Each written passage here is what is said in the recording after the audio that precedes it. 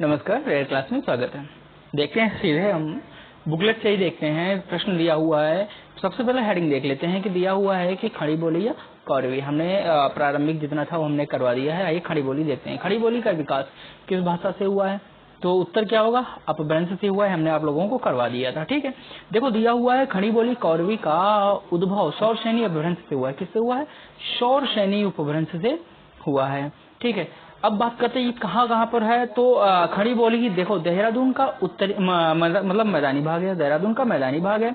सहारनपुर है, मुजफ्फरपुर नगर है, मुजफ्फरनगर है, मेरठ है, दिल्ली का कुछ भाग। इसके अतिरिक्त अगर हम बात करते हैं बिजनौर है, रामपुर है तथा मुरादाबाद, ये क्षेत्र जो है खड़ी बोली से संबंधित है। क्लियर? आइए अगला कह रहा है कि खड़ी बोली या कौरवी का उद्भव सौरसेनी अपभ्रंश से निम्नलिखित में से किस रूप में हुआ है?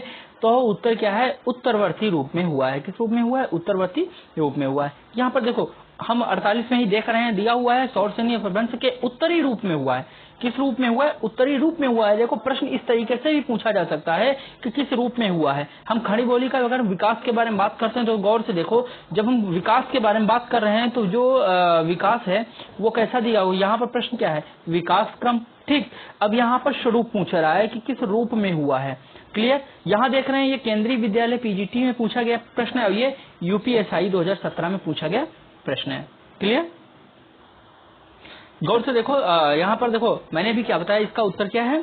उत्तरी रूप है ना। खड़ी बोली या कौरवी का उद्भव सौरसेनी अपभ्रंश से हुआ है। क्लियर? किस रूप से? उत्तरी रूप से हुआ है। या पश्चिमी हिंदी का आकार बहुला बोली है, यानी बहुत अधिक बोली जाने वाली बोली है। किससे है? पश्चिमी हिंदी से संबंध रखता है। दिल्ली, मेरठ, बिजनौर, रामपुर, सहारनपुर, मुरादाबाद, देहरादून तथा मुजफ्फरपुर इत्यादि क्षेत्रों में क्या है? ये बोली जाती है। भारत की राजभाषा हिंदी व खड़ी बोली एक नहीं है। ये याद रखना, राजभाषा क्या है? भारत की राजभाषा, याद रखना राष्ट्रभाषा नहीं है, ये राजभाषा है जो कि हिंदी है। अब बात कर रहे हैं खड़ी बोली, तो खड़ी बोली और हिंदी दोनों एक नहीं है, बल्कि खड़ी बोली का तात्पर्य है प्राचीन कुरु जनपद में बोली जाने वाली बोली। अब यहाँ पर देखो, यहाँ से भी प्रश्न बन सकता है कि खड़ी बोली प्राचीनतम स्वरूप या खड़ी बोली प्राचीन समय में किस जनपद में बोली जाती थी? क्लियर? तो कुरु जनपद में बोली जाती थी। कुरु वही महाभारत वाला जो आप लोगों ने देखा होगा, अर्जुन इंद्रप्रस्थ वगैरह जो है ना, तो कुरु जनपद में बोली जाने वाली बोली है। अगला प्रश्न है कि हिंदी का मानक रूप किस भाषा से विकसित हुआ है? हिंदी का मानक रूप किस भाषा से विकसित हुआ है? तो उत्तर होगा खड़ी बोली, यानी इसका जो मानक रूप है वो खड़ी बोली से विकसित हुआ है। क्लियर? जैसे कि हम लोग आजकल आपस में बातचीत करते हैं, ये खड़ी बोली का स्वरूप है। जो जैसे हिंदी भाषी क्षेत्र हैं, जैसे उत्तराखंड हो गया, हिमाचल प्रदेश हो गया, गुजरात हो गया, तुम्हारा राजस्थान हो गया, उत्तर प्रदेश, बिहार, झारखंड और मध्य प्रदेश और छत्तीसगढ़ राज्य सम्मिलित हैं। क्लियर? ये हिंदी भाषी क्षेत्र हैं। आइए अगला प्रश्न है।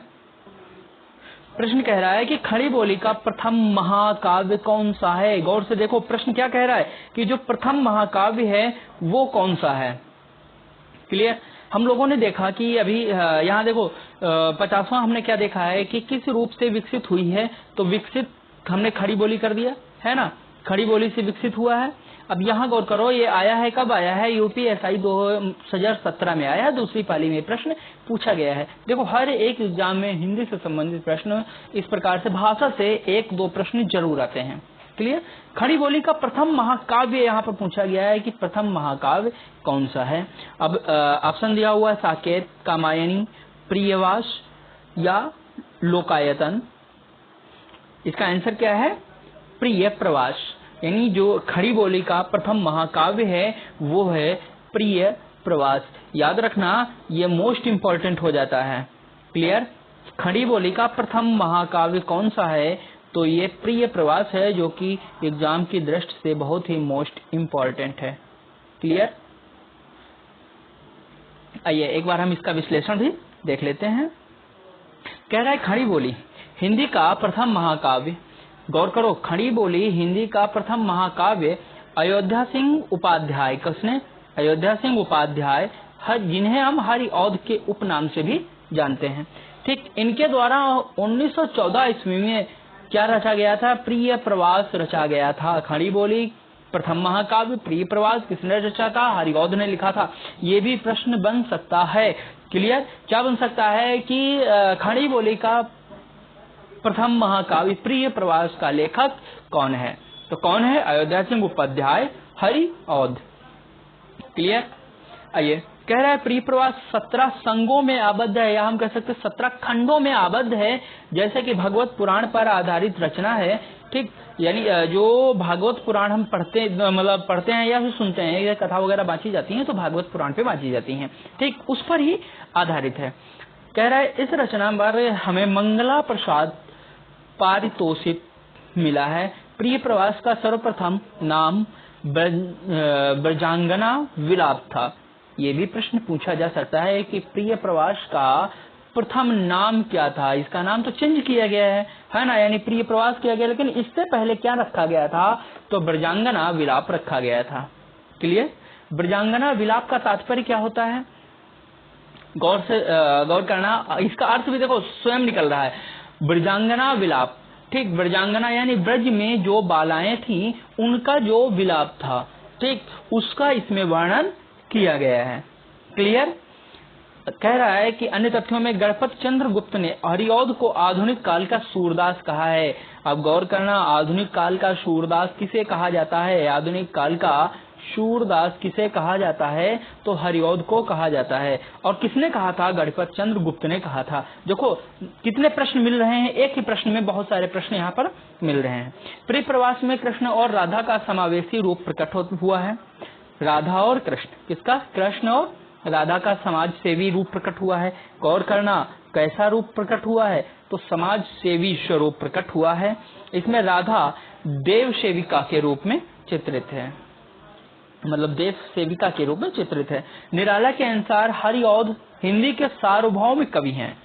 खड़ी बोली, उर्दू के मुहावरे, ब्रज भाषा, कठिन सरल सभी प्रकार की ये कविताएं कर सकते हैं। मतलब ये किसने कहा है? ये कहा है निराला ने। क्लियर? लेकिन यहाँ पर जो मोस्ट इम्पोर्टेंट हो जाता है फॉर एग्जाम की दृष्टि से, तो गौर करना, देखो प्रश्न तो वही है जो इम्पोर्टेंट है, इसके अतिरिक्त अगर हम बात करते हैं तो ये कि आधुनिक काल का सूरदास किसे कहा जाता है? आधुनिक काल का सूरदास किसे कहा जाता है? एक ये मोस्ट इम्पोर्टेंट हो जाता है। क्लियर? दूसरा, हरिऔध को आधुनिक काल का सूरदास किसने कहा था? तो गणपत चंद्र गुप्त ने कहा था। ठीक, ये मोस्ट इम्पोर्टेंट हो जाता है, यानी पूरा का पूरा टॉपिक क्या है? इम्पोर्टेंट है। दूसरा, प्रिय प्रवास में किसका वर्णन या किसका व्याख्या किया गया है? तो कृष्ण और राधा का व्याख्या किया गया है। किस रूप में? समाज सेवी रूप में किया गया है। किस रूप में किया गया है? समाज सेवी स्वरूप में किया गया है। दूसरा, यहाँ पर अयोध्या सिंह उपाध्याय या फिर हम कह सकते हैं प्रिय प्रवास, सीधा आता है कि प्रिय प्रवास किसकी रचना है? तो ये रचना किसकी है भैया? ये भी गौर करने वाली बात है, ये भी प्रश्न आ सकता है। तो अयोध्या सिंह उपाध्याय की है। क्लियर? प्रारंभ में इसका नाम क्या था? तो प्रिय प्रवास का सर्वप्रथम नाम ब्रजांगना विलाप था। क्या था? ब्रजांगना विलाप था। मोस्ट इम्पोर्टेंट है, जो अगर आप लोगों को जिसे नहीं है तो आप लोग इसे नोट डाउन करते हुए चल सकते हैं। क्लियर?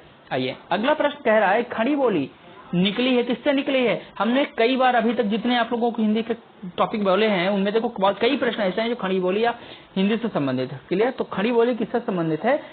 पश्चिमी हिंदी से संबंधित है। किससे संबंधित है? पश्चिमी हिंदी से संबंधित है। आइए हम इसका डिस्क्रिप्शन देख लेते हैं। जैसा कि आप लोग देख पा रहे हैं कि जो 52 नंबर का क्वेश्चन है 2016 में जेई में आया है, यानी यूपी SSSC में आया है। वहीं पर अगर हम बात कर रहे हैं इसकी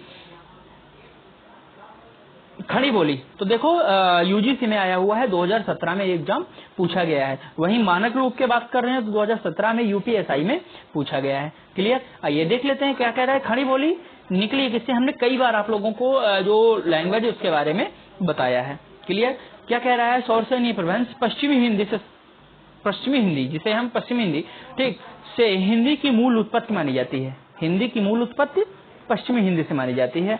पश्चिमी हिंदी के अंतर्गत ब्रजभाषा, कन्नौजी, बुंदेली, खड़ी बोली, बांगरू या हरियाणवी तथा दक्षिणी बोली बोला जाता है।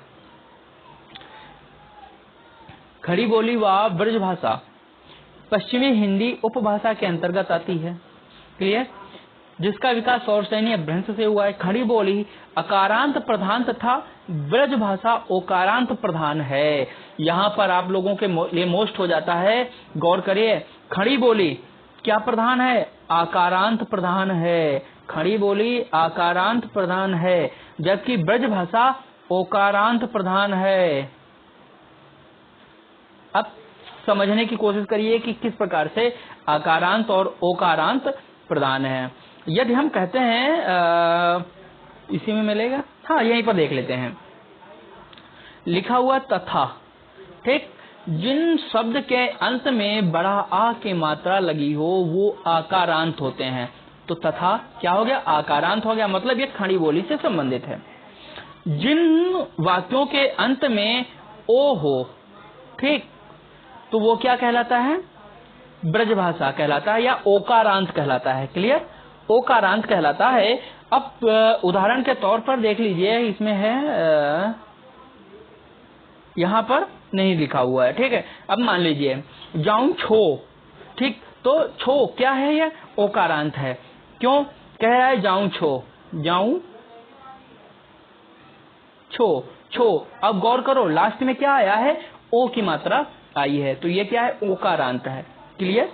ये आ सकता है कि खड़ी बोली प्रधान है, ठीक, तो आकारांत प्रधान है। खड़ी बोली कौन सा रांत प्रधान है? आकारांत प्रधान है, जबकि ब्रज भाषा ओकारांत प्रधान है। क्लियर? ठीक है, आइए देखते हैं। अब कह रहा है कि खड़ी बोली, सॉरी, सौरसैनी अपभ्रंश के बारे में बात कर लेते हैं। सबसे पहले देखो सौरसैनी अपभ्रंश के बारे में ये बताया गया है। यहाँ पर क्या बताया गया है? सौरसैनी को पश्चिमी हिंदी में बांटा गया है, राजस्थानी में बांटा गया है, पहाड़ी हिंदी में बांटा गया है और गुजराती में बांटा गया है ना, यानी 4 भाग किए गए हैं। पश्चिमी हिंदी आकार बहुल है, जो आकार जिनका बहुल है वो देखो, मतलब आकारांत में कौरवी बोली अर्थात खड़ी बोली, हरियाणवी या बांगरू, ठीक, दक्षिणी भाषा। हम जब यहाँ जाते हैं तो इनके कई मैक्सिमम जो शब्द होते हैं तो वो आकारांत प्रधान होते हैं। जैसे यहाँ पर देखो गौर से सौरसैनी के ऊपर लिखा हुआ है ब्रज भाषा, तो सा आकारांत प्रधान है, लास्ट में बड़ा की मात्रा है ना। तो इस प्रकार की जो भाषा है ये बहुलता में जो बोली जाती है वो कौरवी है, हरियाणवी है, जिसे हम बांगरू भी कहते हैं, और दक्षिणी भी है। वहीं पर ओकारांत प्रधान ब्रज भाषा है, बुंदेली और कन्नौजी है, जहाँ पर लास्ट में मैक्सिमम ओ का प्रयोग किया जाता है। वहीं हम बात करते हैं राजस्थानी हिंदी के में। हिंदी में इसमें टा वर्ग बहुत प्रयोग किया जाता है, यानी लास्ट में टा का उपयोग किया जाता है। आप लोग कभी घूमने जाइए, बात करिए तो देखिए वहां पर हर एक शब्द के पीछे टा का उपयोग किया जाता है। जैसे अब इनमें कौन कौन सा आता है राजस्थानी हिंदी में? मारवाड़ी, जयपुरी, मेवाती और मालवी। जयपुरी को हम ढूंढाड़ी भी कहते हैं, गौर रखना, जयपुरी को हम ढूंढाड़ी भी कहते हैं। यह प्रश्न पूछा जा सकता है। क्लियर? कि जयपुरी का उपनाम क्या है? तो ढूंढाड़ी है। पश्चिमी हिंदी अगर हम देखते हैं तो पश्चिमी हिंदी कुमाऊनी है, गढ़वाली है और पश्चिमी पहाड़ी है। क्लियर? हमने आप लोगों को बताया था कि जो कुमाऊनी और गढ़वाली है उत्तराखंड में बोली जाती है, पहाड़ी हिमाचल प्रदेश उत्तराखंड दोनों में बोली जाती है। अर्धमागधी पूर्वी हिंदी होता है, जिसके तहत अवधी भाषा बघेली और छत्तीसगढ़ी है। गौर करने वाली बात है, यहाँ पर भी देखो हमने आकारांत ओकारांत आप लोगों को बता दिया। अब अकारांत देखो, गौर करो, यहाँ पर जो अवधी भाषा दी गई है इसमें बहुलता से अकारांत शब्द का प्रयोग किया जाता है। अकारांत तात्पर्य क्या हुआ? कि कोई भी ऐसा शब्द जिनमें छोटा आ प्रतीत होता हो लास्ट में। क्लियर? जैसे मान लो यहीं पर आ जाओ, अपभ्रंश है ना, सा में बड़ा की मात्रा है, मतलब किसी भी प्रकार की मात्रा नहीं है, तो ये क्या है? अकारांत है। यानी हम कह सकते हैं ये कैसी है? अवधी भाषा है। क्लियर? इनकी पहचान कुछ इसी प्रकार से की जाती है। क्लियर? कंप्लीट रहेगा? उम्मीद करता हूँ ये आप लोगों को याद रहेगा। यदि अकारांत है यानी अवधी है, यदि ओकारांत है तो मतलब ब्रजभाषा बुंदेली या कन्नौजी हो सकती है, और यदि आकारांत है तो कौरवी, हरियाणवी, जिसे हम बांगरू भी कहते हैं, या दक्षिणी। क्लियर? आ जाइए, अगला प्रश्न है,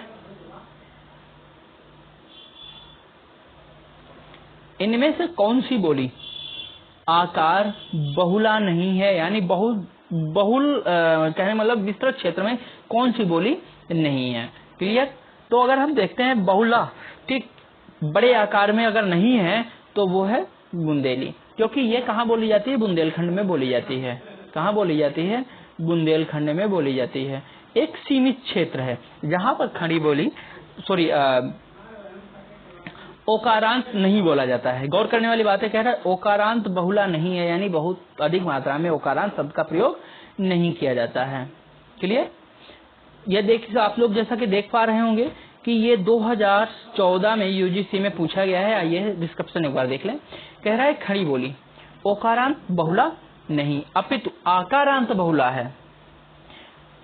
ओकारांत बहुला प्रयोग में ब्रजभाषा, बुंदेली और कन्नौजी है को रखा गया है। हिंदी की बोलियां इस प्रकार है। अब गौर करो, यहाँ पर आ गया था खड़ी बोली, ठीक, इसमें कह रहा है ओकारांत बहुला नहीं है। शब्द गौर करने वाली बात है, कह रहा है ओकारांत बहुला नहीं है। यहाँ पर हो सकता था आकारांत बहुला भी दिया जा सकता था, है ना। यहाँ पर ओकारांत खड़ी बोली आंसर तुम्हारा जैसे हो गया, तो हो सकता है कि जब आकारांत दिया जाता कि कौन सा नहीं है, तो सारे के सारे क्या होते? सारे के सारे आकारांत दे दिया जाता, है ना, और एक कोई ओकारांत दे दिया जाता। मान लो कन्नौजी दे दिया जाता, बाकी सारे क्या होते? आकारांत के होते, है ना। ठीक, आइए देख लेते एक बार है। बोली पूर्वी खंड और पश्चिमी खंड दो भागों में बटा है। पूर्वी हिंदी और बिहारी हिंदी। पूर्वी हिंदी अवधी, बघेली और छत्तीसगढ़ी है, वहीं बिहारी हिंदी भोजपुरी, मगही और मैथिली है। पश्चिमी खंड में क्या है? पश्चिमी हिंदी है, राजस्थानी हिंदी है और पहाड़ी हिंदी है। पश्चिमी हिंदी में आकार बहुला है और ओकार बहुला है, ठीक। राजस्थानी में मारवाड़ी, जयपुरी और मेवाती तथा मालवी है, जबकि पहाड़ी हिंदी में गढ़वाली और कुमाऊनी है। क्लियर? उम्मीद करता हूँ आप लोगों को ये समझ में आ गया होगा। आइए, दिया हुआ है कौरवी बोली का उदय किससे हुआ है? आप लोगों को कई बार मैंने बताया है कि कौरवी बोली का उदय पश्चिमी हिंदी से हुआ है। क्लियर? आइए देख लेते हैं। देखो, टीजीटी 2011 में ये प्रश्न पूछा गया है कि खड़ी बोली कौरवी पश्चिमी हिंदी की बोली है, जिसे ठेठ खड़ी बोली या फिर लोक बोली के रूप में प्रचलित कहते हैं। मतलब कहने का मतलब सबसे अधिक बोली जाने वाली भाषा कौन सी है? तो खड़ी बोली है। क्लियर? आइए कह रहा है कि खड़ी बोली हिंदी का अन्य सही नाम क्या है? तो जाहिर सी बात है कौरवी है। कौरवी को हम क्या कहते हैं? खड़ी बोली कहते हैं। कौरवी बोली को खड़ी बोली कहते हैं, जो राहुल सांस्कृत्यायन द्वारा दिया गया नाम है। यहाँ पर देखिए, आप लोगों के लिए मोस्ट इंपोर्टेंट हो जाता है, जो एग्जाम में पूछा जा सकता है कि कौरवी बोली का मतलब कौरवी बोली को खड़ी बोली नाम किसने दिया था? तो उत्तर क्या होगा? राहुल सांस्कृत्यायन ने खड़ी बोली को मतलब कौरवी बोली को खड़ी बोली नाम दिया है। क्लियर? आइए अगला प्रश्न क्या है?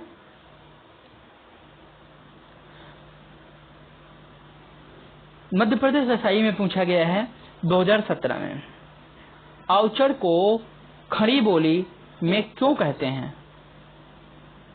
आउचर को खड़ी बोली में क्या कहते हैं? क्या कहते हैं? तो आउचर को खड़ी बोली में जोरदार कहते हैं। ठीक, कहाँ गया? ये रहा। आउचर खड़ी बोली शब्द है, ठीक, बघेली का शब्द है। आउचर किसका है? बघेली शब्द है। आउचर को खड़ी बोली में जोरदार कहते हैं। मानक खड़ी बोली हिंदी का वह स्वरूप है जिसमें संस्कृत के शब्दों की बहुलता द्वारा वर्तमान हिंदी की सृष्टि हुई है। क्लियर? एमपी है तो एमपी को आपसे अधिक मतलब नहीं। आइए प्रश्न कह रहा है कि खड़ी बोली हिंदी की उत्पत्ति हुई है, किससे हुई है? तो जाहिर सी बात है कि सौर सैन्य अपभ्रंश से इसका विकास हुआ है। किससे हुआ है? सौर सैन्य अपभ्रंश से खड़ी बोली हिंदी की उत्पत्ति हुई है। क्लियर? आइए अगला प्रश्न है, कह रहा है रामपुर, मुरादाबाद, बिजनौर, मेरठ, देहरादून के मैदानी भाग और सहारनपुर में बोली जाने वाली भाषा कौन सी है या बोली कौन सी है? तो याद रहे, ऐसे क्षेत्रों में बोली जाने वाली बोली कौन सी है? खड़ी बोली है। क्लियर? कब पूछा गया था? 2009 में प्रवक्ता के एग्जाम में पूछा गया था। क्लियर? अभी पीछे हमने आप लोगों को ये बता रखा है। खड़ी बोली को हम कौरवी कहते हैं, ठीक, यानी कौरवी को ही खड़ी बोली कहते हैं। और कौरवी को खड़ी बोली का नाम किसने दिया था? राहुल सांस्कृत्यायन ने इसका नाम करण किया था। क्लियर। आइए अगला प्रश्न है, देखिए प्रश्न दिया हुआ है दिल्ली व मेरठ के आसपास बोली जाने वाली बोली का क्या नाम है। देखो वही चीज है, अगर आप लोगों ने एक बार समझ लिया तो प्रश्नों का फिर क्या होता है, पुनरुत्थान होना शुरू हो जाता है, यानी रिवीजन उसका बार बार वही आने लगते हैं, है ना, पुनरावृत्ति चालू हो जाती है। क्लियर। तो यहाँ पर क्या होगा, खड़ी बोली है। क्लियर। आइए अगला प्रश्न है, कह रहा है हिंदी खड़ी बोली किस अपभ्रंश से विकसित हुई है। शॉर्ट सैनी अपभ्रंश से विकसित हुई है। क्लियर। अगला प्रश्न है, खड़ी बोली का दूसरा नाम क्या है, कौरवी है ना। अगला प्रश्न है, कौरवी किस बोली को कहते हैं, कौरवी खड़ी बोली को कहते हैं। क्लियर। आइए अगला प्रश्न है, खड़ी बोली हिंदी का अन्य सही नाम क्या है, तो कौरवी है, क्योंकि खड़ी बोली कौरवी को ही कहा जाता है और ये नाम किसने दिया था, राहुल संस्कृत्यायन ने दिया था। देखो यूपी CSAT एग्जाम 2018 में पूछा गया था, अर्थात PCS में पूछा गया प्रश्न है ना, जो सेकंड पेपर होता है उसमें पूछा गया है। फिर ब्रज आ जाइए, अभी तक हम खड़ी बोली के बारे में बातचीत कर रहे थे, अब प्रारंभ यहाँ से होता है ब्रज भाषा। प्रश्न कह रहा है कि किस भाषा में आरंभ में पिंगल नाम दिया है, किस भाषा को आरंभ में पिंगल नाम दिया गया। तो याद रहे ब्रज भाषा को आरंभ में क्या नाम दिया गया था, पिंगल नाम दिया गया था। मोस्ट इंपॉर्टेंट है, याद रखना, ये कभी भी प्रश्न पूछा जा सकता है कि किस भाषा को प्रारंभ में पिंगल नाम दिया गया था। क्लियर। एक बार इसका डिस्क्रिप्शन भी देख लेते हैं।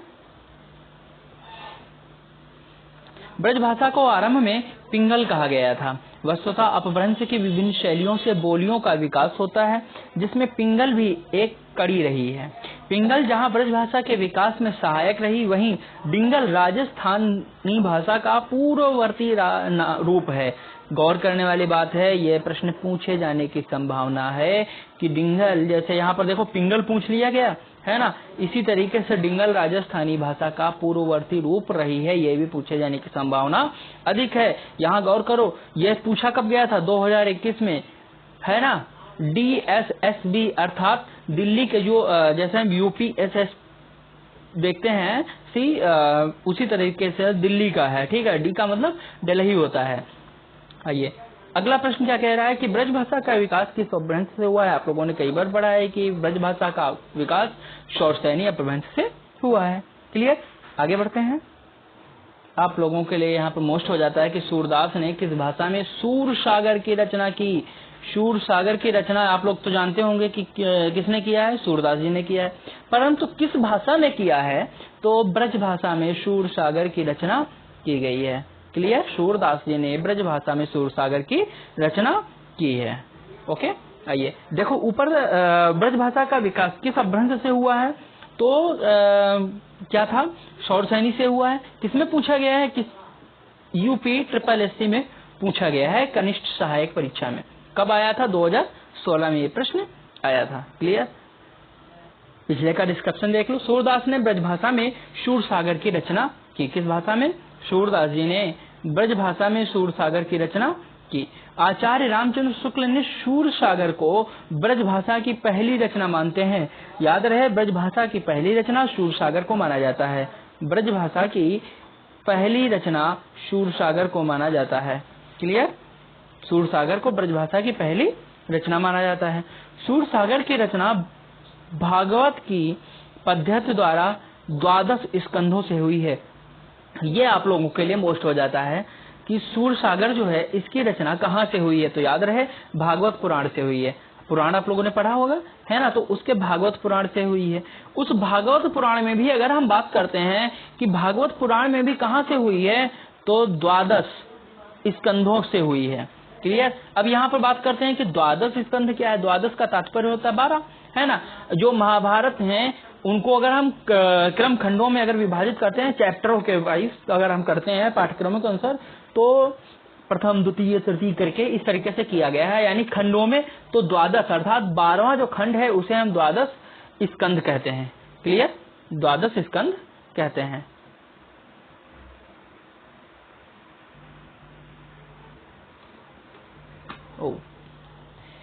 अगला प्रश्न कह रहा है कि सूरदास द्वारा नंददास की काव्य रचनाओं की भाषा कौन सी थी।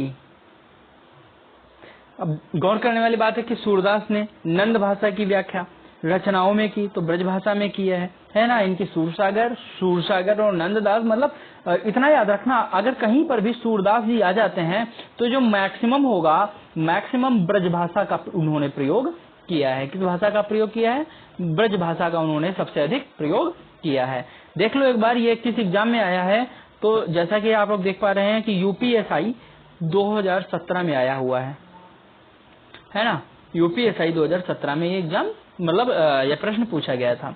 अब इसका डिस्क्रिप्शन देख लो। सूरदास एवं नंददास की काव्य रचनाओं की भाषा ब्रज है। सूरदास है और नंददास है, इनकी काव्य रचनाएं कैसी हैं? ब्रज है। अभी मैंने जो आप लोगों को बताया कि भाषा हमेशा, मतलब मैक्सिमम जो है इनकी ब्रज भाषा में इन्होंने लिखा है, यानी भगवान कृष्ण को लेकर के केंद्र में किसे रखा है? भगवान कृष्ण को रखा है। ठीक, बस इतना याद रखना है, जिसमें भगवान कृष्ण होंगे वो ब्रज भाषा में मैक्सिमम लिखी गई होगी। क्लियर?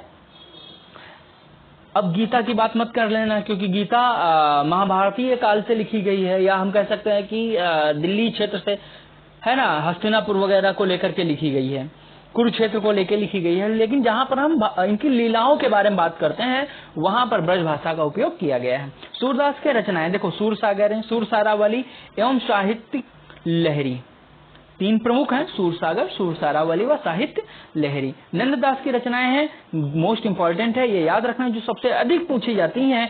सबसे अधिक पूछी जाती है रूप मंजरी पूछी जाती है, उसके बाद में रस मंजरी पूछी जाती है, यानी मंजरी जो किसकी है? नंददास की है। उसके बाद एक बार भंवर गीत पूछा गया है। रास पंचाध्यायी, ये भी मोस्ट इंपॉर्टेंट है, लेकिन इतनी नहीं जितनी की मंजरी है। ठीक, उम्मीद करता हूँ आप लोगों को यहाँ तक समझ में आ गया होगा। अगला प्रश्न है, मथुरा और धौलपुर ग्वालियर। क्या कह रहा है?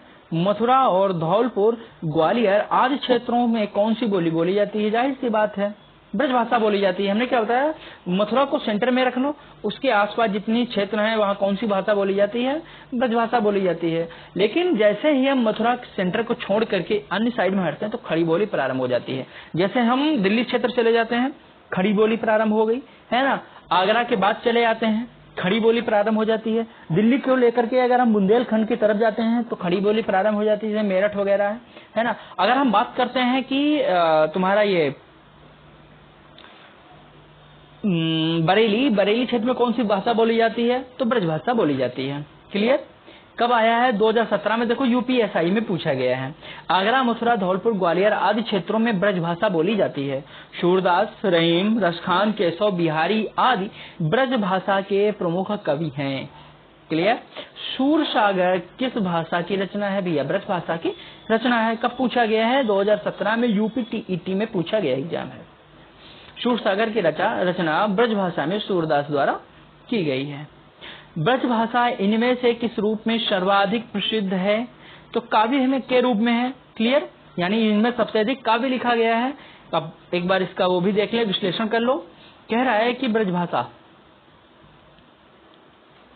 भाषा पश्चिमी हिंदी की प्रमुख बोली है, जिसका विकास सौरसैनी अपभ्रंश से हुआ है। किससे हुआ है? ब्रज भाषा सौरसैनी अपभ्रंश से हुआ है। ठीक, किसकी प्रमुख बोली है? तो पश्चिमी हिंदी की प्रमुख बोली है, क्योंकि सौरसैनी की प्रमुख बोली पश्चिमी हिंदी है। ठीक, यह काव्य भाषा के रूप में भक्ति काल, रीतिकाल व आधुनिक काल के द्विवेदी युग तक क्या रही? प्रतिष्ठित रही। ब्रज भाषा के क्षेत्र अंतर्वेदीय भी कहा जाता है। अब देखिए, उत्तर प्रदेश से मथुरा, अलीगढ़, एटा, आगरा, बुलंदशहर, मैनपुरी, बदायूं और बरेली, ये क्षेत्र प्रमुख क्षेत्र। इसके अतिरिक्त मध्य प्रदेश का ग्वालियर है ना। ये देखो उत्तर प्रदेश के क्षेत्र थे, कौन कौन से हैं? मथुरा, अलीगढ़, आगरा, बुलंदशहर, एटा, मैनपुरी, बदायूं और बरेली। ब्रज भाषा जहां जहां पर बोली जाती है। हमने क्या कहा कि मथुरा को सेंटर में रख दो, अपने आप सारे एक बाई वन होते चले जाएंगे। मध्य प्रदेश में ग्वालियर क्षेत्र में ब्रज भाषा बोली जाती है। राजस्थान में भरतपुर, करौली और धौलपुर में बोला जाता है।